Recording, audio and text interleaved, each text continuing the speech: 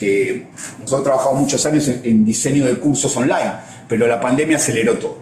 Es decir, y esto ya se está dando en la universidad y mucho más en lo corporativo, ¿no? Porque el tiempo de las personas en las empresas es más complicado, lo cual hace que cada vez haya que rediseñar y pensar laboratorios y experiencias presenciales. Entonces esto nos lleva a mucha flexibilidad en tiempos, en espacios, en procesos, entender que formación no siempre es aprendizaje.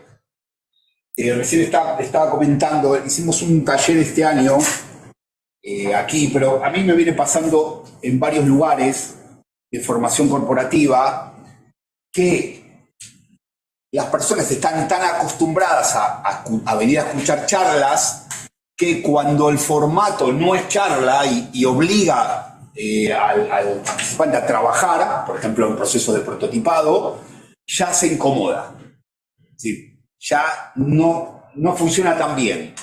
Porque el formato de venirme a relajarme aquí, a sentarme un rato, a escuchar a alguien hablar, está tan consolidado en nuestros formatos que si te saco de ahí, te incomodo. Y cada vez está pasando más eso.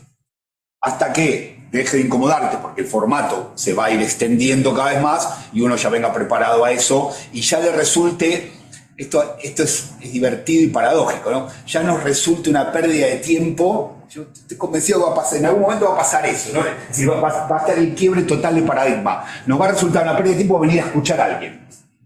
No vamos a decir, no, si solo era escuchar a alguien me hubiera quedado en mi casa. Y ahí hay esto me parece que es clave, híbrida y expandida. Idea 2 tiene que ver con... A ver.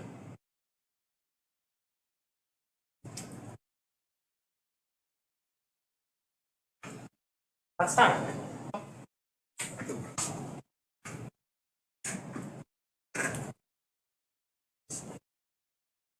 Avanzo, si no... Bueno, entonces, si la idea es más experiencias, entonces aquí aparecen dos elementos que tienen que ver... ¿No funciona? No, para que vean ellos.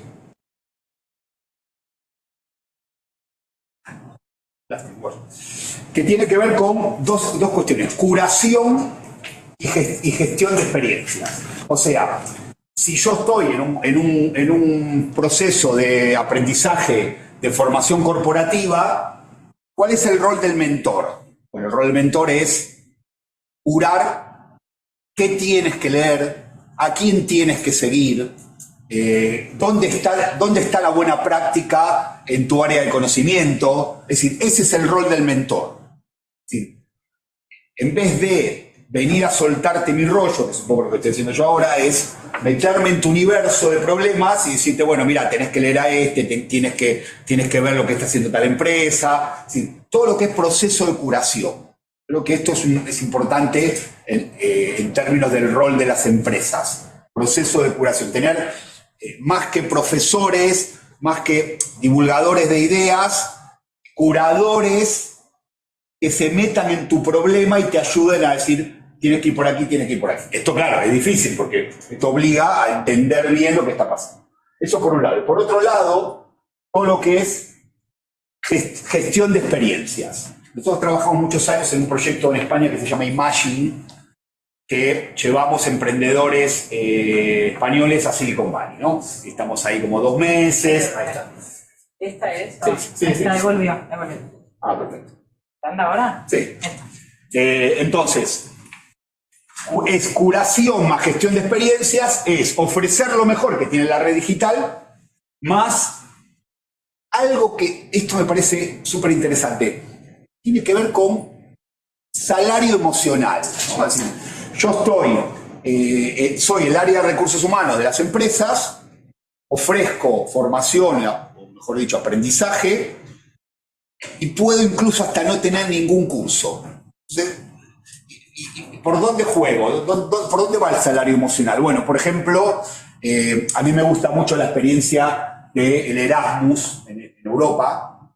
Erasmus Plus ahora creció, el Erasmus siempre fue la experiencia para estudiantes europeos que se iban a otros países, ahora ya es para profesores, para todo el mundo. O sea, es cómo puedo ayudar a mi profesional a que pueda hacer otra cosa. Sí. Vete 3 meses a tal lugar, nosotros te financiamos el 20 o 30% de la experiencia, habla con tal persona, reúnete con tal, vamos a ir 15 días a unos viñedos en Mendoza para vivir no sé qué cosa, mucho de networking, ¿te entiendes? O sea, ya no es formación, ya no es un curso, ya es meterme recursos humanos, formación de recursos humanos metiéndose en temas de salario emocional. ¿Por qué? Porque el tema de los cursos cada vez te agrega menos valor. Esto a esta altura ya, es decir, si yo vengo a explicar un tema de economía digital y resulta que acaba de salir un libro de, no sé, de Adam Grant o el que se les ocurra, que es top mundial, y tenemos un vídeo de 1 hora en YouTube, en fin, está ahí, ¿no? Es decir, el curador tiene que decir, mírate esto que acaba de salir. Bueno, entonces ahí te encuentras con lo que nosotros estuvimos trabajando, les contaba, en la Universidad de la Libertad de México, una universidad nueva, privada, donde ya, es decir, todo lo que es curso lo armamos con Minerva, ¿no? Es decir, hay un convenio con Minerva se encarga de la producción de algunos cursos, y todo lo que es presencial va hacia el lado de la experiencia. Todo lo que es uno a muchos, todo lo que es broadcast, viene como paquetizado, y todo lo que es experiencia se personaliza y es presencial y tiende a ser 1 a 1, lo cual también, es decir, esto es algo que está pasando en las universidades. Si yo quiero, es decir, para una universidad era muy, sobre todo para las públicas, ¿no? Las privadas en eso lo tienen mucho mejor. Es decir, yo te resuelvo un curso 1 a 100 o 1 a 200. Pago un profesor con 200 años. Por eso esa experiencia en términos pedagógicos es cada vez peor, ¿no? Entonces tengo que ir a hacer formatos 1 a 1 o 1 a 10 o 1 a 5. Pero el rol del profe ya no es el de divulgador. 1 a 5 no es divulgador, es mentor. Es mentor más diseñador de experiencia de aprendizaje. Bueno, entonces, un tercer eje. ¿Qué pasa con el estudiante? Ahora ahí aparece el concepto de individualismo en red, ¿no? Es decir, yo soy una persona con un portafolio personal, que quiero crecer profesionalmente, que necesito redes, pero a la vez, es decir, dentro de ese individualismo, cierto narcisismo si se quiere, estoy obligado a estar siempre en red. Pero claro, cambió eso, porque en realidad antes toda tu valoración tenía que ver con cómo te veía tu jefe. Es decir, tu gran referencia era cómo te veía tu jefe, ¿no? Y desde ahí construías una carrera. Bueno, ahora en realidad el principal validador es tu red de pares. Entonces ya no es solo agradar o trabajar bien con tu jefe, es estar muy atento a tu red de pares, construir una identidad, un prestigio en tu red de pares, porque esos son los que te van a dar las oportunidades, ¿no? Hay un experto en redes que se llama Barabasi, que habla de lazos sociales fuertes, lazos sociales débiles. Sí, lazos sociales fuertes en la familia, lazos sociales débiles en todas las personas que yo conozco. Claro, eso en el mundo analógico eran 20, en el mundo digital pueden ser 200. Y esas son las que te dan las oportunidades. O sea que hay que construir mayores y mejores lazos sociales débiles. ¿Por qué? Porque al final de cuentas tu éxito no es solo tu desempeño, sino que es cómo te ven los demás en términos de desempeño, ¿no? Por eso, una cosa que están haciendo mucho las universidades privadas, en Europa hay mucho de esto, son figuras de gestores de portafolio profesional. Yo creo que eso va a pasar al mundo corporativo. Es decir, ¿cómo puedo ayudarte? En vez de ser un profe que da una clase, ¿cómo te ayuda a construir tu portafolio? ¿No? Es decir, haz esto, haz lo otro, toma un curso en doméstica, vete un mes a San Francisco a hacer no sé qué cosa, haz esto, haz lo otro. O sea, cómo te ayudo en términos de LinkedIn, donde aprende a escribir, ¿no? Todo lo que es competencias blandas, haz un blog, te escribe un libro, es decir, ayudarte, ¿no? Que incluso con la posible paradoja de que tu crecimiento profesional haga que te puedas ir de mi empresa. Hay un libro de Google que habla del Laszlo Book, que era el gerente de relaciones humanas de Google, que dice esto, dice, en realidad, yo tengo que ayudarte a crecer profesionalmente.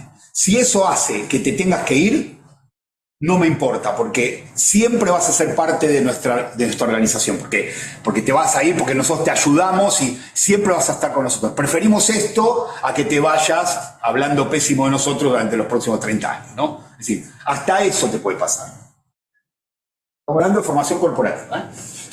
Bueno, luego, ahí está. Entonces, acá hay como un doble juego, es invertir en el futuro sin sacrificar adaptabilidad. Porque al final hay una cosa que pasa mucho, sobre todo en las universidades. Es decir, tú estás en una universidad, bueno, ha pasado, no sé, yo conozco mucha gente que le ha pasado esto, ¿no? Es decir, tú estás en una universidad siendo profe y te vas a hacer un postdoc o un doctorado a no sé dónde, y cuando vuelves, tú vienes con una energía bestial de todo lo que has vivido y dices, no, esto lo voy a traer aquí y lo vamos a hacer, y te empiezas a dar cuenta que no se puede, porque tú te fuiste, tú avanzaste, los demás están ahí. Entonces muchas veces pasa esto, ¿no? Si el entorno al que regresa no cambia, al final terminas bajando al estadio que tenías antes de irte, ¿no? Entonces las empresas también tienen que jugar en esta idea de dos escenarios, ¿no? La formación.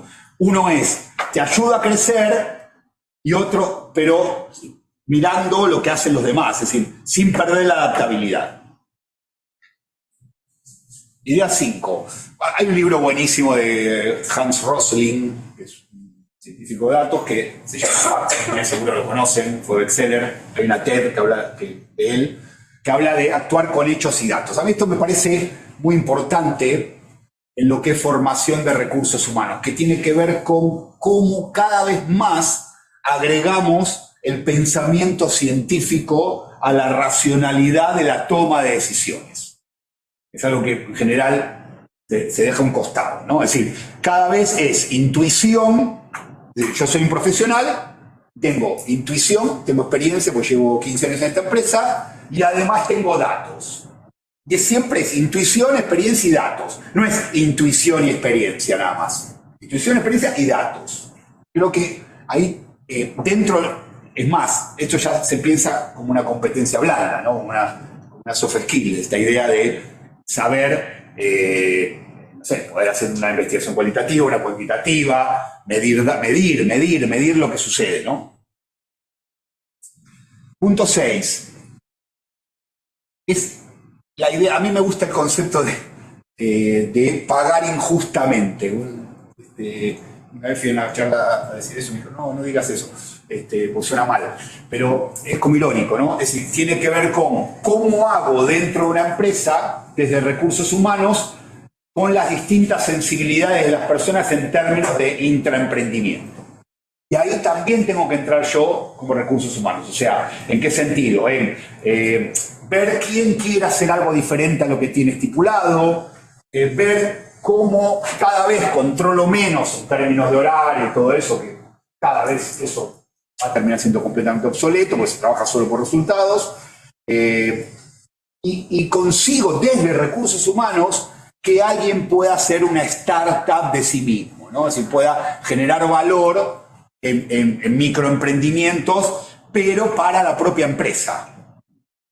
Acá hay 2 libros que son buenísimos. El de Drucker, Managing Oneself, que es un libro que ya tiene 30 años, que habla de esto. Es decir, cómo puedo yo crecer como un negocio de mí mismo, ¿no? Como una marca personal. Y luego está el libro buenísimo de Reid Hoffman, el CEO de LinkedIn, creo que ya no es más CEO de LinkedIn, Startup of You, ¿no? Es decir, y cómo, claro, la gente lo hace. La gente espabilada, digamos, ya construye una startup de sí mismo. Pero yo me refiero a qué hace la empresa con eso. Porque en la medida que no haga nada, esa persona se va. se te va. Y es un recurso humano buenísimo, se te va. Es decir, ¿cómo hago de recursos humanos para que esa persona sea una startup de sí mismo, pero dialogue con nosotros? Fíjense que todo lo que estamos hablando no tiene nada que ver con organizar cursos. Pero a la vez estamos hablando de universidad corporativa. Diferentes roles que ya están pasando en la universidad y que creo tienen que pasar en la formación corporativa. Bueno, otra cosa, empoderar, es decir, en la medida que yo dejo que tú prototipes ideas que tienes, conviertas la idea en ejecución de la idea, modero perspectivas extremas, ¿no? Porque yo soy tu jefe, y tú me estás diciendo, no, porque el jefe lo que hay que hacer es esto, esto, esto y esto, y ahora, bueno, tú no sabes, déjame a mí. Es un desastre, ¿no? Pero si te digo, bueno, mira, ¿sabes qué? Te voy a dar $5.000 y te voy a dar 3 meses para que construyas un prototipo de esto. Y vamos a ver. Entonces, ¿qué?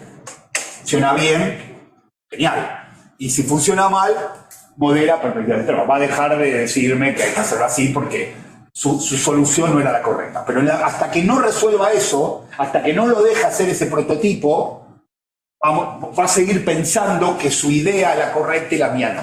Entonces, una forma de negocio de ti mismo puede ser este compromiso sin control.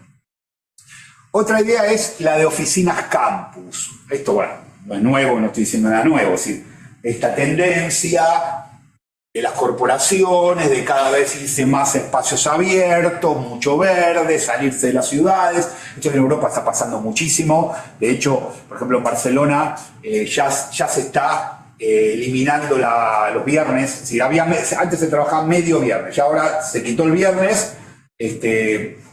Cada vez más, de hecho, es muy probable que salga una ley de aquí a nada, incluso para la administración pública, de que solo se trabaje 4 días a la semana. Y de los 4, 2 van a ser en casa. Entonces, ¿cuál es el rol de la oficina? Cambia. Entonces, si yo quiero que pasen cosas, si quiero que haya red, si quiero que la persona venga a la oficina y pasen cosas, la oficina tendría que tender a ser un campus, como si fuera un campus universitario, ¿no? Como el Dudesa en Vitoria, ¿no? Es decir, todo espacio es un aula, las interfaces, el campus promueve comunidades débiles o comunidades fuertes.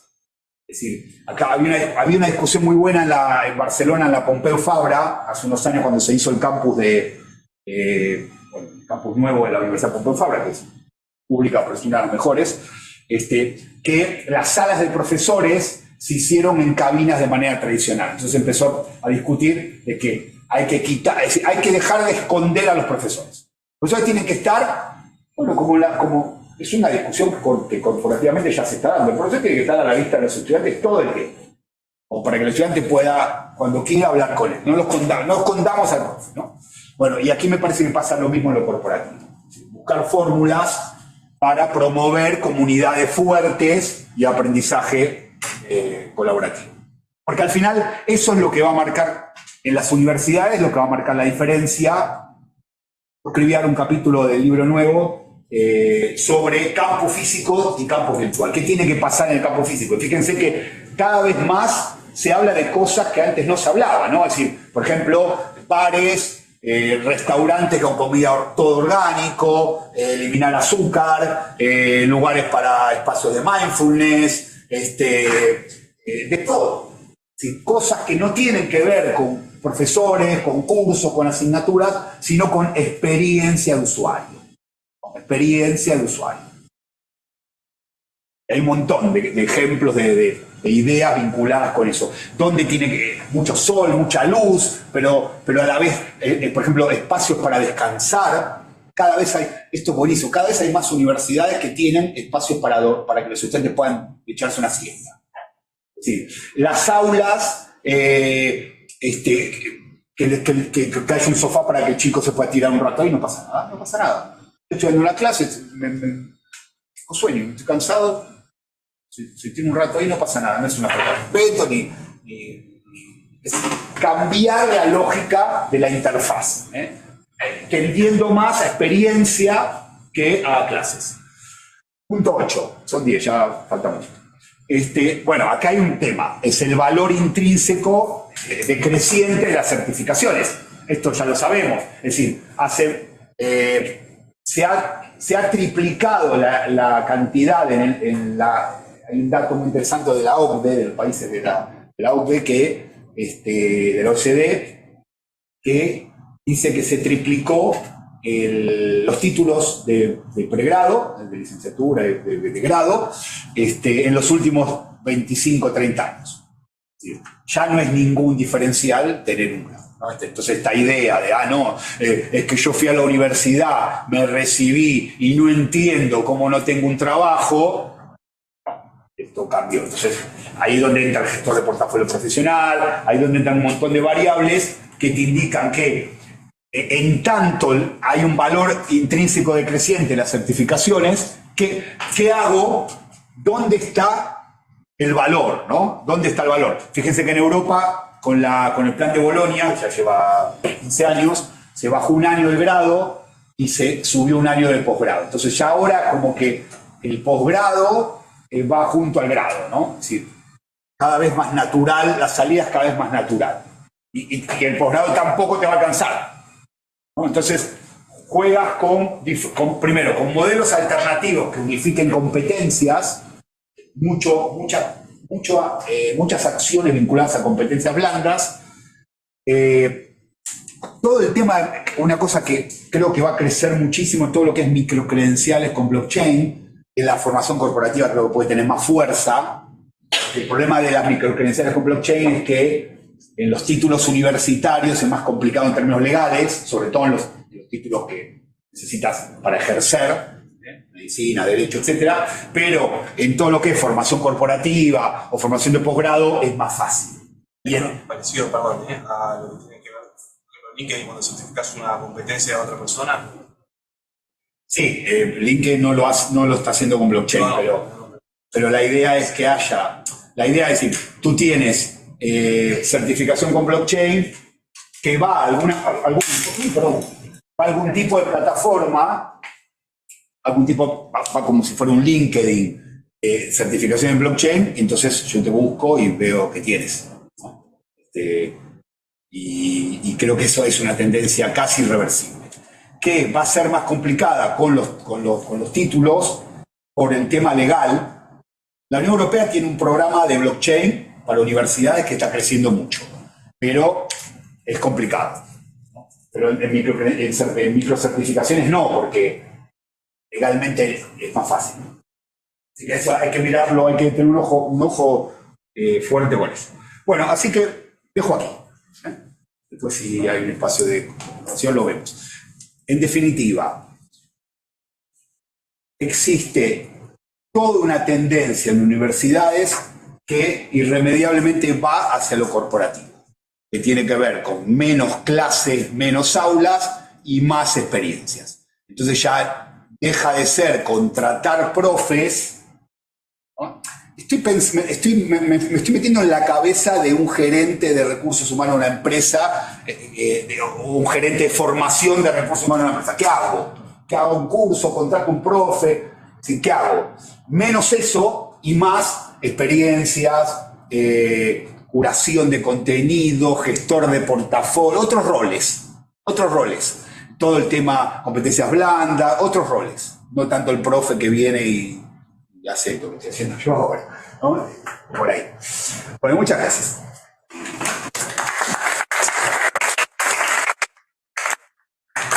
Funcionando, sí.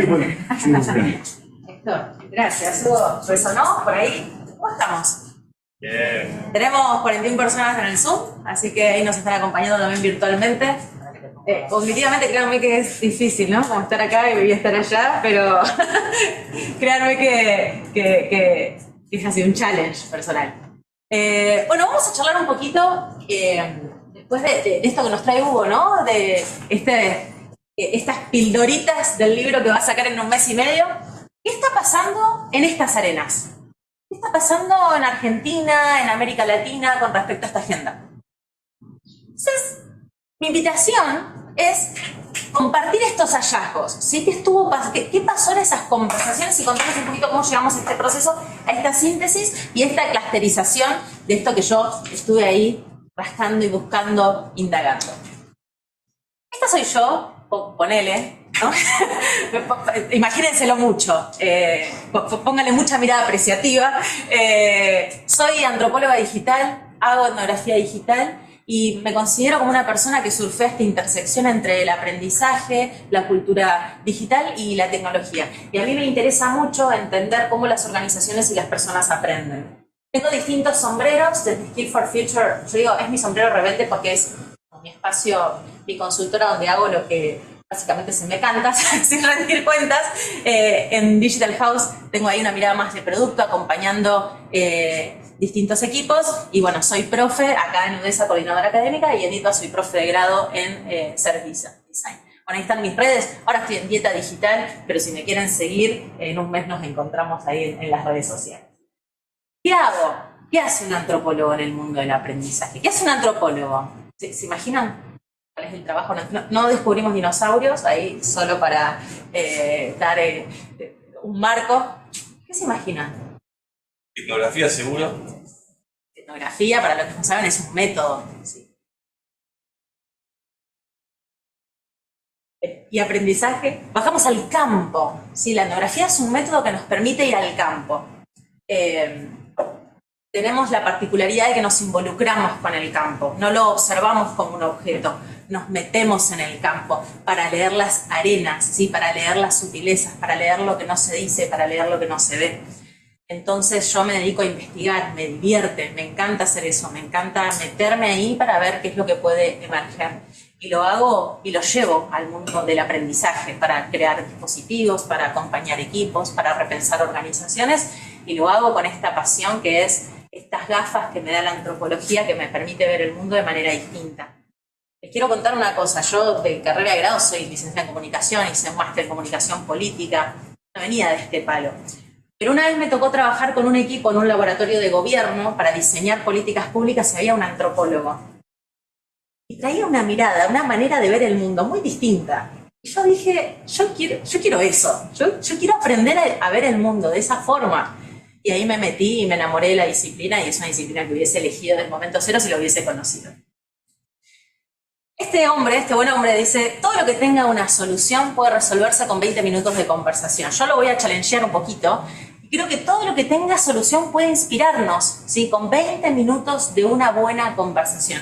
A veces subestimamos el valor de las buenas conversaciones. A veces pensamos que es una pérdida de tiempo, a veces no nos da la agenda, pero en una conversación uno puede levantar tanto material riquísimo para enriquecer los procesos y los proyectos en donde estamos trabajando.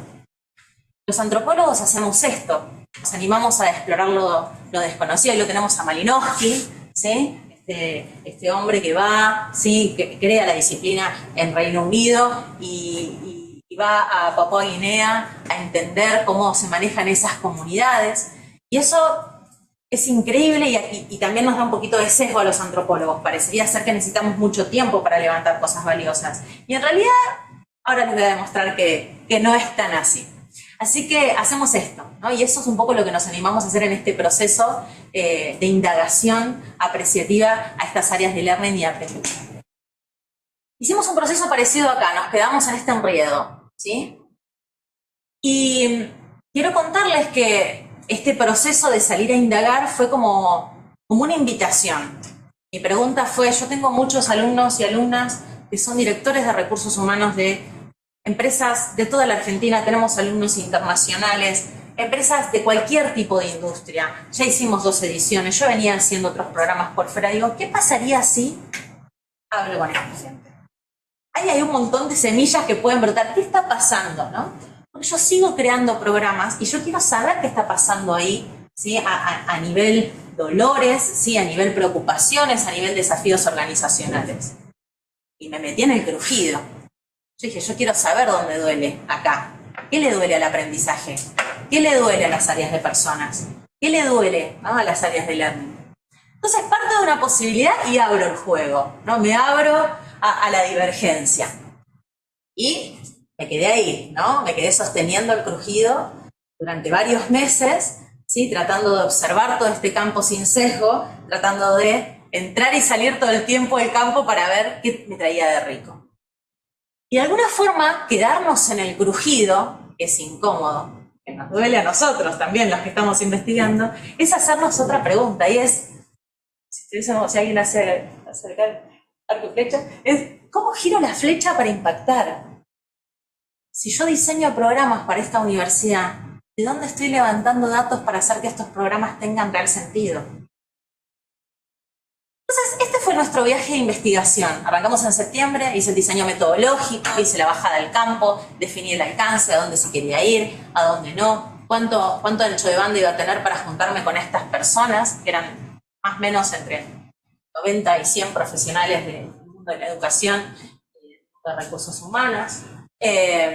Trabajé durante septiembre y diciembre, alguna que otra en enero, en todo el abordaje, digamos, etnográfico de la investigación. Trabajé todo el verano en la bajada de hallazgos y hoy estamos acá para compartir con la comunidad qué pasó, qué levantamos de esas conversaciones significativas.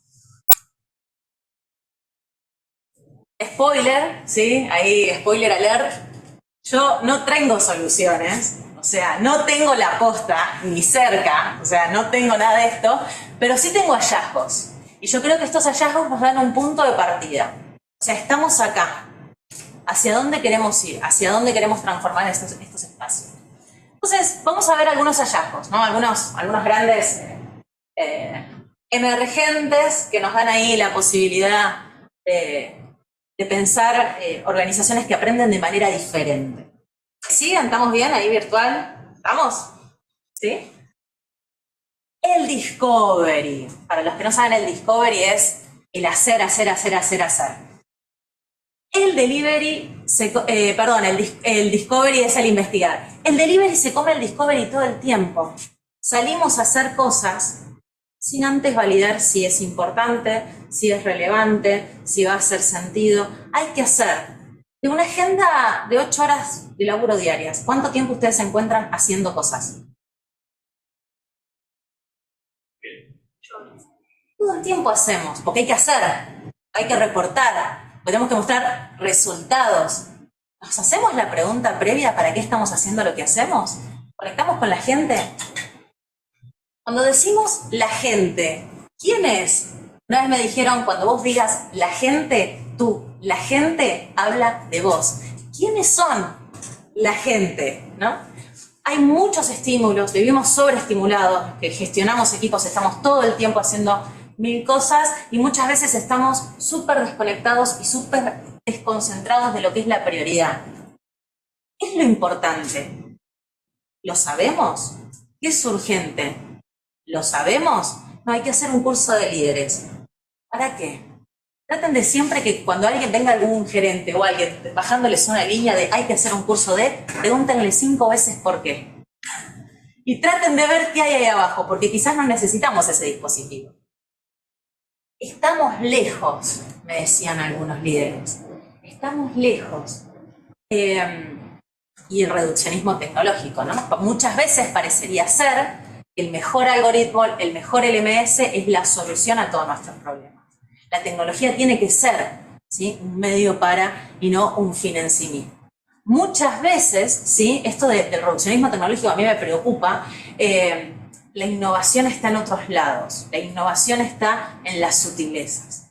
¿Para qué querés tener un LMS super pro si por ahí no tenés una buena experiencia del empleado diseñada y la gente se va? Entonces, ¿qué preguntas nos estamos haciendo? ¿Qué estamos parchando y qué estamos yendo de fondo? Y obviamente con esto no quiero caer en, bueno, ahora todos vamos a algo súper profundo y vamos a trabajar. No, es de nuestra agenda. ¿Qué ratito podemos hacer para parar la pelota? Efecto faro. Bueno, ustedes saben que el faro sirve un poco para esto, ¿no? Como no para decirnos a dónde, sino para que uno pueda ubicarse en el contexto. El momento de las intervenciones. ¿Estamos leyendo el momento de la organización? ¿Estamos tratando de ver qué está pasando en el sistema? Porque las organizaciones, bueno, acá que sabe mucho, ¿sí?, sistemas vivos y de organizaciones sistémicas, nosotros estamos inmersos en un sistema, no somos nuestro equipo, nuestra célula. Somos algo mucho más grande. ¿sí? Y cuando uno empieza a mirarlo de manera sistémica, nos damos cuenta de que tenemos que tener en cuenta esas variables. ¿Estamos leyendo el aire? ¿Me registro en el proceso? Si estoy quemado, si estoy prendido fuego, créanme que en todas estas conversaciones que yo tuve, esta gente, diciendo la gente, las personas con las que yo me junté, salían de una reunión y se metían a otra. Muchos me la cancelaban un ratito antes, me la pateaban para adelante, algunos no las pude programar. Digo, si estas personas no tienen media hora para juntarse conmigo y contarme qué les duele, ¿no? Digo, entendiendo que esto responde a un propósito más grande, que es compartir con la comunidad qué es lo que está pasando. ¿Estamos haciendo real tiempo la agenda para las cosas que importan? ¿Quiero hacerlo? Quiero seguir en piloto automático. Porque el cambio de las áreas de aprendizaje no empieza por la organización o por el jefe que entiende la lógica. Empieza por nosotros. Nosotros nos tenemos que poner una gafa diferente. Y eso va a implicar el crujido. Entonces, ¿tengo el crujido en la organización? ¿Estoy dispuesta a hacerlo? Tiene un costo. Siempre hay costo y siempre hay algunos daños colaterales que hay que sostener. A mí me gusta una palabra que me regaló Mario Riorda cuando estudié con él, que es la palabra kuuki. Es una palabra japonesa que significa leer el aire. Me pasó una vez una alumna que vino a validar conmigo una presentación de un proyecto. Entonces yo le pregunté, está buena, o sea, está linda. Pero ¿sabemos si este es el momento de la organización para este programa? ¿Qué piensa tu jefe? ¿Quiénes son tus sponsors? No, pero yo quiero armar yo creo que es importante. ¿Qué es lo que pasó? Cuando fue a la reunión, la PPT no pasó de la carátula. Y después me llamó súper angustiada para contarme lo que había pasado, pero ahí también nos tenemos que hacer cargo de eso, ¿no? ¿Cuánto imponemos y cuánto co-creamos? No significa darte el plato terminado.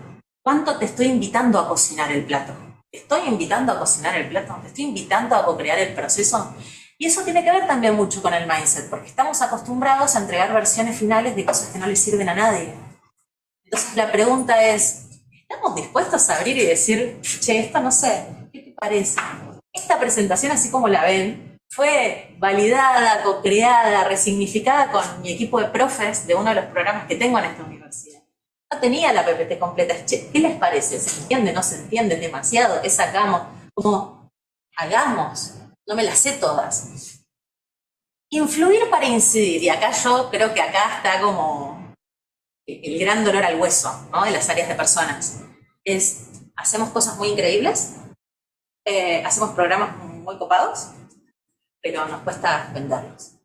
A nuestros jefes, a nuestros líderes. Porque hablamos distinto. Porque habitamos una narrativa que el negocio no entiende. Entonces la pregunta es, ¿estoy dispuesta a salir a una zona de crujido para construir una narrativa y que el otro me comprenda? Vivimos en tribus, la tribu de recursos humanos, la tribu de cultura, la tribu de performance, la tribu de sistemas. ¿Estamos habitando narrativas que permitan llegar a consenso? Y eso es, de nuevo, más que esperar, ¿no? que la cosa funcione sola, ¿qué pasito para adelante estoy dispuesto a hacer? Y hay mucha tensión política. Y la política, bueno, de alguna forma hay que jugar el juego.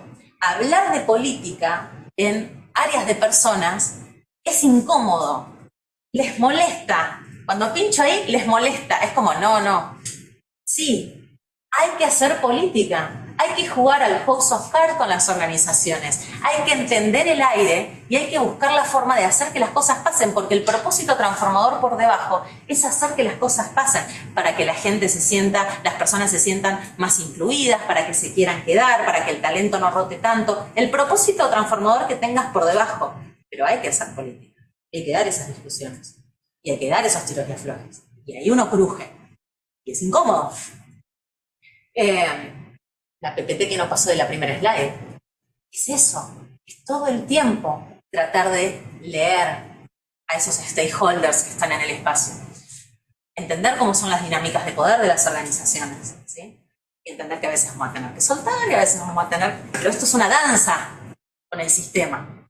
Y cómo podemos habitar y habilitar esas miradas con los stakeholders. Créanme que esto para mí es un punto clave. ¿Sí? Por eso en el programa Hacking Learning nosotros le dedicamos un espacio a trabajar sobre cómo podemos incidir agenda. Porque una idea increíble, ya. Necesitamos una idea increíble que se pueda llevar a cabo, que se pueda medir y que se pueda escalar. ¿Sí? Hacer visible. Ese es otro gran dolor. Hacemos un montón de cosas, no le contamos a nadie. No escribimos sobre nuestros casos de éxito o nuestros fracasos. Ni siquiera se los contamos a la comunidad. Y ahí hay otro gran tema que vamos a ver ahora adelante. Sobre comunicar. Esto es un gran consejo que me dio un ex jefe y es que sea obvio sobre comunicarlo. Si las personas te están preguntando lo mismo, no se entendió. Sobre comunicar por distintos canales. ¿Por qué? Porque como estamos como multiplicados, ¿qué dispositivos podemos crear para anclar a las personas a los mensajes que necesitamos que permeen? Y ganar en visión compartida. ¿Sí? ¿Sabemos a dónde vamos? ¿Lo tenemos claro? No. Bueno, hay que darse esa discusión. ¿Hasta dónde estamos yendo? ¿Cuál va a ser el punto de corte? ¿Dónde vamos a medir? ¿Sí? ¿Tenemos el mapa de hacia dónde queremos ir de acá a 2 meses? No, hagámoslo. ¿Estamos haciendo espacio para hacerlo? O sea, son preguntas que nos tenemos que hacer. Porque a mí me da un poco la sensación de que hay artefactos, y hay programas, hay dispositivos, hay cursos que vamos lanzando y vamos viendo. ¿A qué responden? ¿Sí? Y bueno, cuando hablamos de datos y de medir y de hacer visible, ¿cómo ponemos lo valioso por sobre lo vanidoso? ¿Sí? Las vanity metrics, que se habla mucho sobre esto, como traía Hugo también. ¿Estamos midiendo el impacto? ¿Sí? ¿El NPS nos resuelve? Eso, nosotros nos trajimos al Hacking Learning al director de producto de Mercado Libre, que es Fran Pellegrini, que escribió un libro el año pasado que se llama Cómo diseñar el mundo, y Fran Pellegrini, busquen una charla en Davor que es increíble, que da con el NPS así, al talón de Aquiles, y dijimos lo queremos acá en el equipo, que venga a contarnos de que esto no funciona. ¿No? Y le estamos haciendo preguntas a los datos. ¿Qué es un dato vanidoso? Cantidad de alumnos, cantidad de plata que recaudamos si es que vendemos cursos. Un dato vanidoso es cantidad de gente entrenada, cantidad de horas de capacitación. Es información que no nos dice nada. Creo que tampoco al negocio le dice algo. ¿Sí? Entonces, si el negocio nos pide datos vanidosos, démoselos. Pero vayamos tirando ahí una perlita de dato valioso. Y el dato valioso está en las historias. ¿Estamos transformando realmente a las personas? Entonces, el mindset de data, ¿sí? es súper, súper importante. Bueno, usamos métodos de levantamiento de datos que son viejos y que ya para este paradigma post-pandémico, sistémico, complejo, no hace sentido, ¿sí?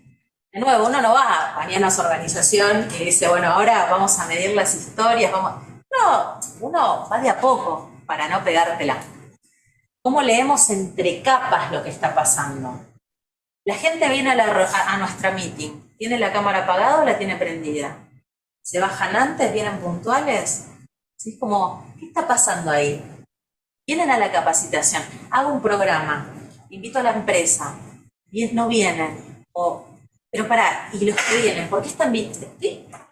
Como un tejido, es como tejer, ¿no? Ir tejiendo ahí, ¿qué está pasando, no?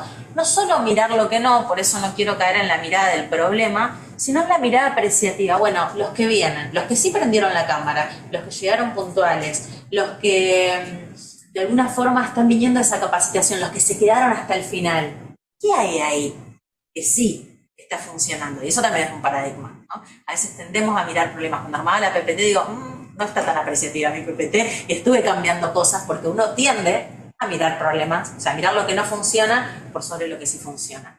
Entonces, hacerles preguntas a los datos, ¿sí? Obviamente que uno puede lanzar un método super quanti para levantar lo masivo, pero también podemos hacer, ¿sí?, instancias más cualitativas para levantar hallazgos. A veces se subestima y se piensa, o se piensa que va a llevar bocha de tiempo hacer esto. Y en realidad con 12 entrevistas etnográficas, 12, llegamos a lo que se llama la saturación teórica. La gente empieza a decir lo mismo. Así que imagínense ustedes haciendo 12 entrevistas por mes, que pueden ser en el cafecito si estás presencial, ¿no? O te quedas un ratito más, un ratito antes en la reunión de equipos, como, ¿qué está diciendo la gente ahí? que no está diciendo. Y bueno, incomodarnos en este proceso. Vamos a levantar cosas que por ahí no van a ser tan divertidas. Mashup generacional. De esto charlamos un poco el año pasado en una presentación, una investigación que hicimos también acá con el equipo sobre qué pasa con los centennials en el mundo del trabajo. Y un poco esto salió también. Tenemos 3 generaciones trabajando juntas en una misma organización, ¿sí? Los que están en poder de decisión o son muy jóvenes, o son muy viejos, son muy grandes. Entonces, ¿qué hacemos con eso? ¿Cómo dialogamos? Creamos una narrativa ahí conjunta. Hay un gran dolor de industrias que empiezan a ser menos atractivas para los jóvenes. Y no se trata que los jóvenes solo quieren ir a la tecnología. Hay nuevas economías que antes no había. Entonces, ¿por qué voy a ir a trabajar a una empresa? No importa el rol, ¿no? Entonces, también entender que hay una gran preocupación de organizaciones más tradicionales sobre qué va a pasar de acá a 10 años con estos jóvenes que por ahí hoy no eligen nuestras empresas. No, sí, perdón, pero surge pregunta de ¿cuántas entrevistas de saturación teórica? 12. 12, perfecto. ¿Y pidieron 2? Nielsen son 12. Sí, son 12. Y hagan el ejercicio, ¿verdad? O sea, hagan el ejercicio porque uno empieza, esto ya lo escuché. Bien. Esto, ¿no? Las nuevas economías que capturan talento, este gap generacional. Hay algo que también ahí me parece que hay un dolor y es que la noción de ocupación quedó vieja. Y esto post pandemia lo vemos. Recién por ahí preguntaban sobre algo de LinkedIn. Fíjense que LinkedIn hace no mucho te pide asociar habilidades a tu perfil ocupacional. ¿Se dieron cuenta de eso? Eso es un emergente. Y eso nos dice que el futuro del trabajo no está asociado a perfiles meta, sino a habilidades portables. ¿Escucharon hablar de portabilidad de habilidades? Yo voy llenando una valija con cosas que aprendo en cada trabajo, en cada universidad, en cada lugar que estoy. Entonces, cuando yo hablo de que la noción de ocupación me reduce, si ustedes ven mi currículum, van a decir, bueno, a ver, Roy fue directora acá, fue directora allá, directora, ¿no? De educación, ¿no? Pero si vos lees mi perfil enfocado a habilidades, podés decir, che, resuelve problemas, habla en público, trabaja con equipos distribuidos, y eso a mí me da un mundo de posibilidades. Pero las áreas de personas todavía están discutiendo la noción de ocupación. Hay taxonomías de habilidades en el mundo, ESCO en Europa, la ONET en Estados Unidos, que son grandes diccionarios de habilidades, que son datasets abiertos, y hoy empiezan a aparecer bastantes proyectos de no te mido por tu historia solamente, sino por las habilidades que te cruzan. Y eso ahí para mí hay una oportunidad enorme. Pero hay pocas organizaciones hablando de esta transición. Entonces, como hay pocas organizaciones, yo creo que ahí se va a dar y esto es una hipótesis, falta mucho talento porque estamos reclutando mal también. Entonces creo que cuando empecemos a mirar estas portabilidad de habilidades, mucha gente que se está quedando fuera, quizás podemos traerla, digamos, adentro. Bueno, hacer lugar, hacer este tiempo en la agenda. A mí me gusta porque Ale Repeto, que es nuestro profe en diseño de futuros, dice, hay que agendarse una horita al mes solo para tener una cita con el futuro. Es una hora al mes, sentarnos y pensar prospectivamente nosotros a dónde queremos ir y a dónde queremos llevar a nuestros equipos, a nuestras organizaciones. Pero a veces no hay ni tiempo para hacernos una hora al mes. El tiempo nos pasa. Entonces, lo que observé es que las áreas de personas, las áreas de learning ocupan un lugar muy satelital en las organizaciones, todavía hoy no están en un lugar central. Y eso es una oportunidad, no lo veo como algo malo, sino lo veo como, bueno, hay que hacer política y hacer conversaciones para ver la agenda, y esto es algo que por ahí lo veo más con una mirada sobre este recorte latinoamericano, pero cuando uno ve qué está pasando en otros continentes, las áreas de learning ya están reportando a un VP, a un CEO, entonces eso también nos da una señal de, che, ese cambio no va a venir solo, el lugar lo tenemos que ganar. Otra cosa que para mí fue una sorpresa, que una empresa de 45.000 personas tiene un equipo de learning de 5. Una empresa de 25.000 personas tiene un equipo de 3. Una empresa de 3.000 personas tiene un equipo de 2. Somos pocos. pero no nos van a dar más equipo porque lo pidamos. Nos van a dar más equipo en tanto y en cuanto mostremos resultados, cambiemos la narrativa, mostremos el impacto. Entonces, eso también me parece que es un cambio de visión, de salir de este rol o tomar un rol más protagonista del cambio, ¿no? Mágicamente no va a venir nuestro CEO y nos va a decir, bueno, ahora tu equipo, porque en una empresa de 45.000 personas, por más que le duplique el equipo, tampoco llega, ¿no? Entonces, es una conversación más profunda. ¿No? ¿Desde qué lugar gestionamos eso? Bueno, ahí gestionamos la carencia, esa es la realidad. Carencia de equipo y carencia de presupuesto. Bueno, ¿cómo hacemos para ganarnos esos espacios? Algo que me llamó mucho la atención es esta lógica de descentralización coordinada, ¿no? Si yo no tengo equipo, ¿qué sistemas puedo crear para hacer que las cosas funcionen sin que yo sea el satélite? No sé si leyeron el libro de Hábitos Atómicos o lo tienen en el radar, ¿no? Crear sistemas que funcionen sin uno y ganar en escala y poner la energía en lo relevante y no en lo operativo, ¿no? Entonces eso nos da capacidad de acción, digamos, y de resultados y demás. Entonces eso también, ¿no? ¿En dónde sí agrego valor y en dónde no? Y bueno, proveedores, ¿sí? Cuando ustedes salgan a hacer equipo con proveedores, también ahí. Mi sugerencia es trabajen con proveedores que los challengen. Si un proveedor le dice, sí, voy a hacer este curso de liderazgo que me pediste, huyan y busquen proveedores que estén dispuestos a co-crear con ustedes y no venderles enlatados. Ya estamos, ¿eh? Salir sin mapa, y cuando digo salir sin mapa no es salir a la buena de Dios, sino animarnos al no saber, animarnos a prototipar cosas, animarnos a tener un mindset más lean, ¿sí? Cómo dialogamos la necesidad del producto, ¿sí? Terminado con un MVP chiquitito que nos permita probar si vamos bien. Y esto, ¿no? A veces no sé por dónde arrancar, cómo llevo todo esto. Roy, hablame del metaverso. Quizás no es necesario, ¿no? Hablar del metaverso y quizás nos tenemos que dar otras conversaciones. Entonces, a veces esto que les contaba, la innovación a veces está en la granularidad, ¿sí? En la perlita, sí, que ponemos en el collar y no en una cuestión demasiado extrafalaria. Y animarnos a probar cosas nuevas. Pasa que, bueno, ahí se juegan muchas cosas, se juega la exposición, se juegan los egos, se juegan otras cosas más profundas. Y construir con otros, que es un poco la comunidad de Hacking Learning que empezamos a crear en esta universidad, que acá uno no se salva solo, ¿sí? Algo que a mí me sorprendió y es, cuando hablaba con personas de la misma industria, yo les preguntaba, ¿te juntaste con este banco, con este? No. Ustedes se tienen que estar tomando un café, ¿no?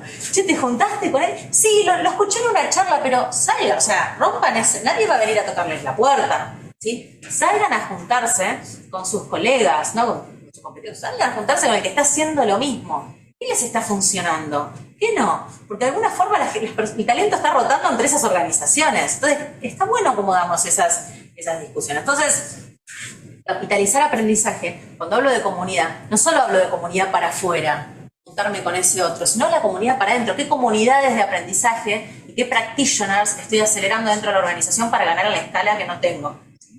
Estas conversaciones intraindustria, extraindustria, abran LinkedIn, pongan Learning Persona, fíjense que está en la industria, manden ese correo. Estamos en la misma industria, creo que tenemos los mismos problemas, nos tomamos un café. Es simple, hagan el ejercicio. Yo me propuse este año conocer al menos 10 personas nuevas por mes. Es muy alto el número, no sé, yo estoy llegando, ya estoy acumulando unas 5 de febrero. Pero esto, ¿no? Hubo una empresa en la que iba a hacer un proyecto y bueno, no sucedió, y le mandé un mensajito al CEO de la empresa y le dije, che, me copa lo que estás haciendo. Y no era con son de, che, mira, me bocharon en este proyecto, pero si no es... Estamos a un clic de distancia de la persona que queramos, ¿eh? A veces no nos damos cuenta de eso. A veces nos da miedo decir, bueno, ¿me va a dar bola a mí? Sí, manda ese mail. Lo peor que puede pasar es que no te respondan. Bueno, activar la colaboración radical, ¿sí? Un copy que me gustó es Hacking Learning es una comunidad nutritiva. Y a veces uno piensa, ¿qué hay en Hacking Learning? ¿Qué pasa ahí? ¿Qué pasa ahí? ¿No? O sea, yo no soy moderadora, no soy la dueña de la comunidad, yo pongo a disposición un espacio, lo que pase ahí es parte de lo que ustedes quieren que pase también. Quieren compartir material, quieren hacer un evento, quieren nos juntamos a tomar una cervecita, o sea, lo que quiera que suceda, no lo defino yo, lo define la comunidad. Y esto, ¿no? Mi trabajo no termina en la organización, en el puesto que yo ocupo, sino que ahí empieza. Y me parece que pensarlo de esa forma es... piensen para ustedes como capitalización personal. Ustedes están construyendo. Yo sé que la agenda está en rojo, lo sé, créanme que lo sé. Pero, ¿qué comunidad están construyendo con otros? También es una forma de ustedes exponerse, ¿no? Laboralmente, si quieren hacer un cambio, ¿no? Conectar esas conversaciones. A mí me gusta este mapa, que no es nuevo, formé en el 2018, trabajando, armando una academia en gobierno, y cada vez que lo miro digo, ay, lo hice sin tanta información, pero me resuena tanto. Primero es, ¿dónde está el propósito? ¿Qué nos convoca? ¿Qué es lo que queremos hacer? En un tweet, ¿el equipo lo tiene claro? Hay que desarrollar capacidades para dejar capacidad instalada y hacer que las personas aprendan. Hay que crear comunidad para polinizar lo que aprendimos. Polinizar lo que aprendimos, ¿sí? Y buscar estos practitioners que van a escalar. Pero también hay que construir conocimiento para poder sentar evidencia de lo que hicimos. Uno de los programas que vamos a correr este año va a estar conformado por practitioners. El objetivo personal es sumar gente que tenga casos documentados. Espero encontrarlos. Muchas veces cuando a mí me dicen, Roy, yo quiero que vos me cuentes sobre la innovación, ¿qué es lo que viene? Si no documentan ustedes, yo no puedo hablar zaraza acá. No puedo contar una anécdota increíble de una empresa que corrió algo que ni siquiera lo midió. Y eso es responsabilidad de la comunidad. Y cuando digo documentar, no se imaginen el toolkit gigante. Escriban un artículo en LinkedIn. Empiezan a generar evidencia de lo que hacen. Y la base de este gran espacio es una comunidad. Algunos datos más random y ya cierro. El gran dolor de la gran renuncia, estos son algunos datos que ya presentamos el año pasado. ¿Sí? La gente se va de sus trabajos. 4 millones de personas renunciando por mes en Estados Unidos. Entonces, ¿cómo retenemos este talento?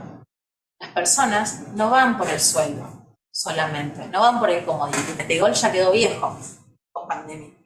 Yo trabajo en organizaciones que me permiten aprender. Algo que me pareció muy interesante es que ahora las entrevistas laborales son al revés. No es, a ver, sino es, contame qué voy a aprender en este rol. Cambia la ecuación. ¿Cómo gestionamos eso? ¿Estamos preparados para hacer eso, no? Las áreas de recruiting. Contame qué voy a hacer de interesante ahí que no puedo hacer en otro lado. Esto es un gran tema. El reskilling, bueno, sí. Las empresas tienen que aprender, ¿sí? Las organizaciones tienen que aprender, las personas tienen que aprender, y de alguna forma, esto, digamos, hay números enormes de la cantidad de empleados alrededor del mundo que van a necesitar nuevas habilidades. ¿Cómo los acompañamos? ¿Sí? Porque bueno, ahí hay que dar la discusión. Es lo que la organización necesita, hay que entrenar para el hoy, pero también hay que pensar en qué organización nos queremos convertir, ¿sí? Y cómo acompañamos a esas personas. Las habilidades portables, ¿sí? Nosotros de esto vamos a hacer un doble clic sobre este punto en uno de nuestros programas, porque es un concepto que hoy tiene poca evidencia, pero tiene mucha práctica, pero es algo ahí que...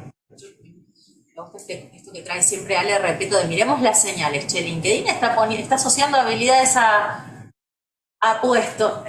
Hay algo ahí, ¿no? Que mirar, que va a escalar en un par de años adelante. La cultura, ¿no? Todo esto es muy lindo, pero si no cambiamos la cultura, es un gran dolor. Y creo que para mí la habilidad del futuro no es solo... Hay un montón de habilidades, hay un montón de organizaciones que dicen, bueno, son el pensamiento de datos, ¿no? La mirada de diseño. La habilidad del futuro es aprender a aprender, ¿no? Que tan abiertos estamos a aprender y a resignificarnos y a reciclarnos a nosotros mismos. Entonces, esto es algo que a nosotros nos duele, ¿no? Desde educación ejecutiva es cómo las organizaciones y las personas aprenden, es algo que nos ocupa y nos preocupa, ¿sí? Y yo escuché esto en una entrevista, y este es mi propósito. El aprendizaje me duele. Yo dije, o sea, como, pucha, o sea, esto es muy fuerte. Y cuando lo escuché repetidos entre líneas en un montón de colegas, digo, esto es una oportunidad, no es solo un dolor. Entonces, estamos en un momento muy increíble para hacer que las cosas pasen, ¿sí? Estamos en un momento muy rico, siempre podemos hacer algo distinto. Y esto implica cambiar el lente con el que vemos el mundo, como empezar a mirar distinto. Y para eso tenemos dos propuestas en este espacio y voy a abrir un espacio de preguntas. Nuestro gran programa Hacking Learning va por su tercera edición este año y es un programa que a mí me hubiese gustado cursar y creo que lo curso cada vez que lo corro. Hacking Learning es la frontera, es contame qué viene. Hacking Learning te habla de diseño de futuros, te habla de influencia, te habla de datos, te habla de antropología, ¿sí? Hacking Learning hablamos de influencia, hablamos de cultura, hablamos de cosas de las que no hablamos en recursos humanos y en aprendizaje. No hablamos de estas cosas. Y mi invitación fue, quiero armar un programa que me permite inspirarme. Yo ahí no te voy a contar cómo, pero sí te voy a mostrar que todo eso vos le podés armar un coctelito para llevártelo. Entonces tenemos un mashup de disciplinas que generalmente en el mundo de recursos humanos y la economía están muy dispersas, ¿sí? Y empieza el día de mi cumpleaños. Además, empieza el 26, así que hay torta virtual. Sí. Y tenemos un segundo programa, que para mí este segundo programa es el resultado de todo este proceso de investigación. Y es este programa que se llama Learning Design, en donde vamos a construir un framework para llevar esto a la práctica. ¿Qué vamos a usar? Design Thinking, bueno, es posible. Yo quiero traer la mirada de producto, quiero traer la mirada de la agilidad, quiero traer la mirada de datos, ¿sí? Quiero armar un framework para que de alguna manera vos puedas entrar con un dolor y puedas irte con al menos un policy, me sale policy memo, pero puedas irte con una idea más madura. Entonces, en una nos inspiramos y vemos la frontera, ¿sí? Y en otro es un programa un poquito más práctico, donde vamos a estar trabajando con comunidad de alumnos y alumnas que son de personas que nos van a contar qué están haciendo. Dicho esto, ¿sí? Abro espacio, pero primero agradecer otra vez, se quedaron 40 y pico de personas en el Zoom, y abrir espacio de preguntas para ver, ¿resuena? ¿Se sienten identificados en esto? ¿Tienen dudas? No tengo todas las respuestas, pero estoy dispuesta a conversar.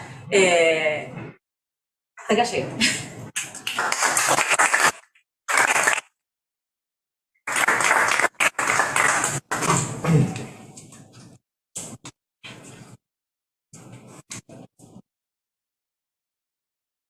¿Cuál es Sí.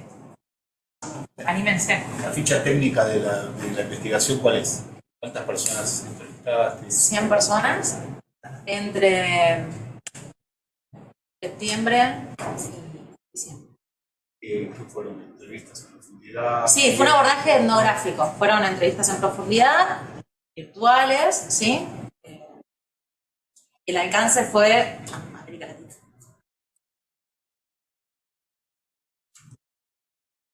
Está interesante lo que planteaban ustedes, lo asociaba mucho con lo que es lo corporativo, ¿no? O sea, cómo las empresas resuelven este problema, primero de la importancia creciente del salario emocional, de tener razones por las cuales la persona quiera quedarse más allá de las prestaciones. Yo me preguntaba un poco, si quizás no lo enfocaron de ese lado, pero cómo lo ven en relación a la educación tradicional y a la educación universitaria, tanto la pública como la privada, ¿no? La sensación que da es que hay un montón de empresas proponiendo nuevas formas de capacitación. De hecho, esto que estábamos mostrando recién, el resto de la educación, digamos, la educación pública y la universitaria, se están quedando un poco. Voy a responder con respecto a esto. Yo creo que como el recorte fue, conversemos sobre los dolores de recursos humanos y el learning, no hubo ahí una pregunta que nos haga indagar qué está pasando con la educación más tradicional, ¿no? Pero por ahí es más tu campo, Hugo, que es lo que vas a ir investigando también, sí. Sí, a ver, lo que yo veo es las universidades públicas en general en América Latina se están quedando atrás cada vez más. ¿Por qué? Porque los procesos de innovación son muy lentos. Claro. Y la brecha crece y crece y crece. Y hay un problema grave ahí. En la medida que el monopolio de la acreditación siga ahí, al final es un monopolio, te ata a ir ahí, ¿no? Es decir, aunque sea un desastre, aunque sea lo peor, te ata a ir ahí. Claro, claro, exacto. Cuando se rompa el monopolio de la acreditación, que en algunas áreas de conocimiento ya se ha roto, la gente dejará de ir. Entonces, lo que pasa es, hay universidades privadas que están trabajando muy bien. Para mí el modelo es el TEC de Monterrey. Monterrey tiene el TEC, tiene TEC Milenio, tiene incubadoras, tiene, por ejemplo, mucho dinero invertido a proyectos personales de los estudiantes. Un modelo muy americano. Y, bueno, UDESA para mí es una excelente institución, y ahí te puedo nombrar 20 privadas. Públicas, hay un problema grande. Porque luego tienes el modelo de universidad pública americana, o sea, la Universidad de California, no tiene absolutamente nada que ver con el modelo de universidad pública. Ahí hay una brecha que para mí cada vez es mayor y que lo que termina sucediendo es que sigue funcionando bien en términos de ascensor social, como de jóvenes que se integran de una manera a la sociedad yendo a la universidad. Claro, Funciona bien en términos de formación ciudadana, pero no funciona bien en términos de formación profesional. Entonces, ahí aparece una brecha salvaje que es la salida laboral. Sí, ahí voy a hacer un paréntesis, algo que habías traído vos es, nosotros no mostramos soluciones, y eso creo que quedó claro. El gran paréntesis es el sistema en el que operamos, ¿no? Por ejemplo, hay una tendencia a la desertificación, una cosa así. No usar más diplomas, pero digo, paren. No. El diploma cada vez tiene menos valor. El diploma tiene cada vez menos valor en el mercado. Y digo, como, veamos el sistema, ¿no? Para una cadena de supermercados cordobés, en donde las personas que trabajan como cajeros es su primer trabajo formal de todas las generaciones, el diploma papel como dispositivo de reconocimiento social es súper valioso. Entonces, esto lo quiero traer porque muchas veces pasa que hay un montón, uno lee digamos, iniciativas, proyectos, quiero hacer esta academia porque la hizo ¿no? Y hay mucho de eso y es como, ya, tomémonos el tiempo de leer el sistema, de leer el aire, ¿no? Lo que funciona a uno no le va a funcionar al otro. Y esto dicen, ay, es obvio. No es obvio. Porque incluso dentro de una misma organización hay iniciativas muy copadas que tienen resultados que las quiero trasladar a otro país y fracasan. Entonces, leer el sistema, hacer esa adaptación sistémica es importante. Eso también lo quiero traer. A veces caemos en recetas. No leemos estas sutilezas que son relevantes. Bueno, no sé si hay más preguntas o dudas o alguien que no esté de acuerdo con nada de esto también. Hay una pregunta en el chat. ¿Qué diccionarios de competencias actuales que miran a futuro mencionaron? Sí, podrían repetirme. La ONET en Estados Unidos, que tiene un foco más centrado en perfiles y está en inglés. Después ESCO, que está bueno, es una gran taxonomía, como gran diccionario bueno, un poco la creación de ese dispositivo fue, hablemos un lenguaje común. La Unión Europea, ¿no? Que entiendo por tal habilidad o por tal autoridad. Hay muchas investigaciones. Contarles que, ¿para qué se usa esto? Por ejemplo, ¿no? ¿Para qué es taxonomía de habilidades? ¿Para qué lo usaría? Bueno, por ejemplo, el Ministerio de Trabajo chileno, junto con el Banco Interamericano de Desarrollo, creó un algoritmo que se llama Relink, que pueden entrar, reconversión laboral inteligente, y lo que hace el algoritmo es machear habilidades con experiencia laboral para poder identificar rápidamente el gap de habilidades para que tu programa de entrenamiento esté customizado a lo que te falta en función de lo que quieras reconvertirte y no te tengas que comer un curso entero gigante de algo que por ahí no tiene nada. Para eso se podría usar. Pero bueno, no hay que arrancar de cero, que está ahí. Igual no hay que quedarse en medio del algoritmo, ¿no? Hay empresas con las que chicos con un Excel, podemos arrancar a ver qué hay, después vemos, ¿no? No hay que hacer una inversión billonaria. Que eso suceda. Estamos en chiquito y probemos a ver qué pasa. Un tema fuerte. Ah, ok. Te pierde. Aprovecho que te interrumpí para saludar a Ceci del Valle, profe del programa que está en el Zoom. Qué grande. Sí. Eso, Ceci, gracias por estar.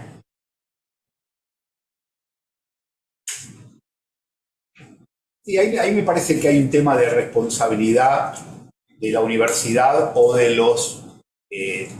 del área de formación de recursos humanos en términos de resultados, ¿no?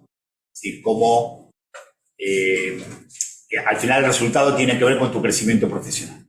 Entonces, lo que está pasando cada vez más que se mide, por ejemplo, investigaciones sobre cuál es tu situación profesional al año de haber egresado, a los 5 años y a los 10 años. Entonces, se mide eso y ahí te das cuenta cómo trabajó la universidad tu integración profesional.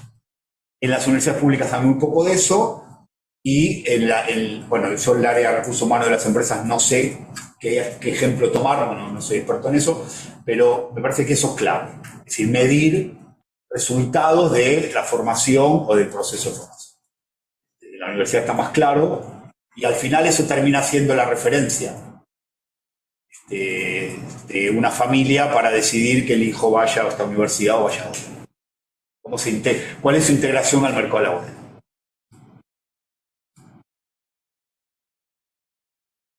Voy a sumar una problemática más, creo que estaba descrita o intrínseca en diferentes puntos, pero esto del mayor generacional que traías, muchas veces en lo que son los comités ejecutivos, nosotros trabajamos en el área de personas, particularmente, te genera muchas veces esta dificultad de no poder descentralizar coordinadamente y no poder escalar. Creo que es una problemática que tenemos que ver en cuanto a lo comunicacional, a cómo hacemos parte de los stakeholders para que puedan entender esas necesidades, porque hay muchas cosas que son de base, como esta taxonomía de habilidades que hablaban recién, que por la urgencia de la agenda de necesito ya un resultado, te perdés una base muy grande que habilitaría muchos más resultados a futuro y una escalabilidad también de descentralización que no se puede alcanzar sin eso. Si alguno tiene la receta de cómo venderlo, ayúdame con eso. Solo diré que por eso para mí trabajar la narrativa es clave.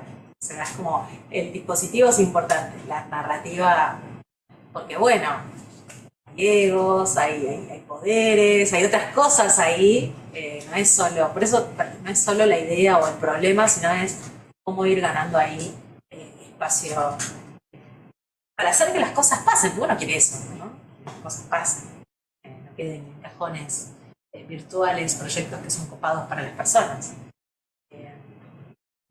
Y además estaba interesante lo que decías de documentar y de poder mostrar.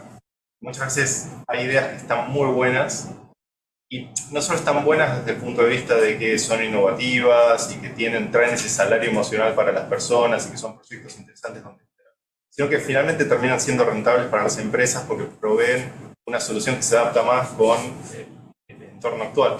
Entonces es como súper importante también lo que decías de intraemprender, esto de decir, bueno, soy una startup yo mismo y cómo hago para, si tuviera que vender esto, si fuera un producto o un servicio, es algo que no se enseña, digamos. Te enseñan las competencias técnicas, a lo sumo te empujan con alguna cosa blanda, pero no te dan este combo que lo ves.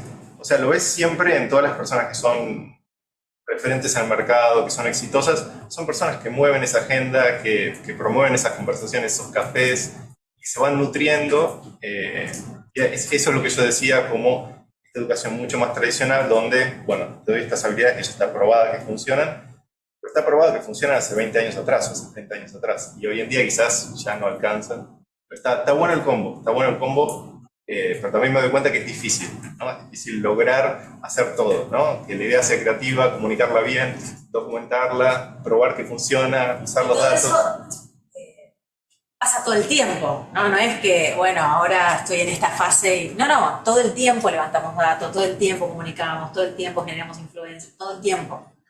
Además que nuestra agenda está en rojo, entonces... sí, Ana. Tengo una pregunta de Karin Waigortin. Hola, Karin. Hola, me gustaría saber si bien que las empresas están invirtiendo en experiencias de aprendizaje como las nombradas por Hugo, entre empresas, rotaciones, ir al intercambio, etc.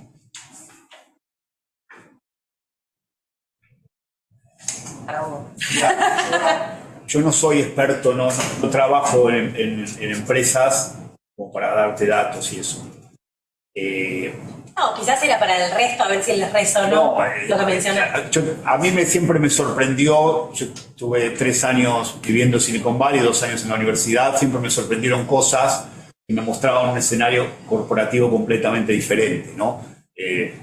Hacia Google, de los proyectos bueno, el famoso 80-20, yo lo viví ahí, proyectos que salían de los propios trabajadores, el tema de crear SLs de los proyectos, es decir, esta idea de somos socios, no sos empleados, o sea, si tú tienes una idea, esa idea se convierte en un prototipo y el prototipo es atractivo porque resuelve algo en el mercado, no es mío, somos socios, formamos una SL de ese proyecto y generamos valor, ¿no? Es decir, esta cosa de intraemprender. Una cosa que a mí me sorprendió siempre muchísimo es las jornadas que organizaba Stanford, las jornadas de puertas abiertas para llamar a las empresas y las empresas seducir a los estudiantes. Eso a mí me fascinaba porque había como hace la NBA con los jugadores de las ligas universitarias. Venían las empresas, tenían reuniones individuales con los estudiantes y les iban haciendo ofertas laborales de dinero concretas para empezar la semana que viene. Igual acá, pasa. Claro, bueno, eso a mí me parece fantástico. Que la universidad organice eso, ¿no? Que te eyecte al mercado. Sí, es maravilloso. De golpe hay un día que vienen todos, abren el stand en 5 minutos y es la feria empresa. Bueno, eso me parece fácil. Tengo otra. Delfina Bequier dice, siendo CEO de una organización, repensando mi rol y por ende el rol del resto del equipo y los objetivos concretos de ella, ¿cómo recomendás tomar decisiones de redirección? Creo que se refiere a cuando hiciste la metáfora de la flecha. ¿A qué te referís con leer el aire? ¿A una acción individual que le corresponde a los CEO o una acción entre el equipo completo? Es decir, ¿qué tanta soberanía crees que es preferible que tenga el CEO al tomar las decisiones de cambios e innovaciones del futuro? ¡Wow! Un montón. Gracias por traer esta pregunta poderosa, que no sé si la voy a poder responder en tan breve tiempo. Voy a ir a lo de leer el aire. Creo que lo de leer el aire es una habilidad que no solo para los tomadores de decisión, sino cualquier persona que esté, digamos, trabajando en una organización, porque de alguna forma es esta lectura del contexto, ¿no? Esta lectura del sistema. No importa lo que estés haciendo, el rol, esta habilidad de poder entender qué es lo que está pasando, ¿sí? y que la agenda y que los proyectos no vayan por encima, digamos, de ese sistema, me parece que es algo que es más colectivo, ¿no? Y bueno, lo que estamos, y yo también estoy en roles de dirección y dirección de equipos, de alguna forma es esto, ¿no? Como entender qué es lo que está pasando con las personas, entender qué está pasando con el contexto, para poder ganar en agilidad, ¿sí? Que la agilidad no tiene que ver con ir rápido, la agilidad tiene que ver con esa capacidad de adaptación, ¿no? Ahí decían cuántas veces hacemos proyectos que nos damos cuenta que no, y no, una cosita, bajarlos, ¿no? Bueno, ¿qué tanto ganamos en lectura del sistema para poder tomar decisiones enfocadas más en el propósito?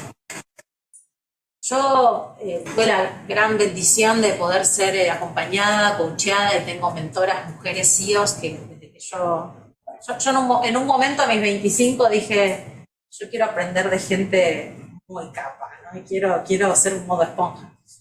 Y le escribí a una persona, Silvia Bula, que fue CEO de DuPont durante muchos años, y ella fue mi mentora, hoy ya es una amiga, ¿no? Pero yo me animé a escribir ese mail y decir, no sé para dónde ir, y me dejé acompañar por mujeres, y es más por una cuestión como, yo creo mucho en el peer learning, en el que no sabemos todas, ¿no? Y que lindo aprender de la sabiduría colectiva. Y de alguna forma algo que aprendí del liderazgo de Silvia, y un poco respondiendo a esto, es estar cerca de las personas. A mí algo que me sorprendía de su liderazgo, y es que tan en rojo tiene la agenda una CEO, ¿no? Yo, mi agenda tan roja, no me quiero imaginar la de una CEO. Ella se tomaba este tiempo de ir a una fábrica, tomarse un mate, y me dice, pero te estás haciendo. Eso habla mucho de tu estilo. ¿Qué tanto estás bajando a hablar con lo que le pasa a la gente? ¿Qué tanto tiempo estás invirtiendo en entender este sistema? Para tener los pies bien en el piso y la mirada en el propósito, pero tener los pies ahí anclados. A veces esto, ¿no? Las decisiones, la estrategia, ¿no? Y a veces quizás el liderar con propósito tiene que ver con conectar desde ese lugar. Yo no tengo una receta para tomar mejores decisiones. Yo creo que acá hay un coctelito de cosas que nos pueden ayudar a tomar mejores decisiones, ¿no? Estar conectada, bajar con la gente, darle como mucha importancia a la evidencia, no quedarnos en datos duros que por ahí no nos están hablando de transformaciones profundas, darnos el espacio y el tiempo de construir comunidad con otros y con otras que están haciendo cosas parecidas, animarnos a abrir el centro, ¿no? Que a veces eso cuesta, queremos mostrarnos que la tenemos clara y que acá yo vengo con la respuesta, es decir, como yo salí de este proceso con muchas preguntas. Yo me pregunto qué preguntas no nos estamos haciendo. No tengo la respuesta, pero creo que salir a hablar y abrir el juego en la comunidad es bueno, a ver qué hay ahí. No sé si responde esa pregunta. Acá Cecilia desde el chat Cecilia te acompaña en la reflexión y dice: la transformación nunca está en nuestro escritorio, allá afuera, en los pasillos, en las conversaciones. Mensaje de Cecilia del Valle. Ir del escritorio al territorio y viceversa, ¿no? ¿Estamos haciéndolo? ¿Estamos saliendo de la mesa a ver qué pasa? Creo que hay uno captura, bueno, y esto, perdón, es recontra sesgo de antropóloga, pero uno captura el hallazgo humano que se escapa de las estadísticas, ¿no? Y ahí para mí hay material súper rico para hacer cosas. Pero bueno, yo estoy más en el discovery, ¿no? A mí me gusta la previa. Después las cosas salen, ¿no? Pero a mí me gusta más el diseño. Acá Delfina agradece, dice: me quedo con lo de entender a la gente y el sistema para conectar con el propósito.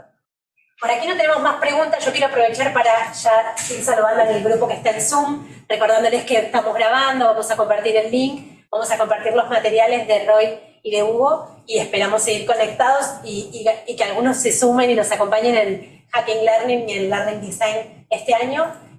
Así que por acá voy cerrando. Para los que están acá, hay cafecito de salida, así que el que quiere quedarse conversando un ratito más, todavía estamos. Bueno, gracias. Un aplauso entonces para...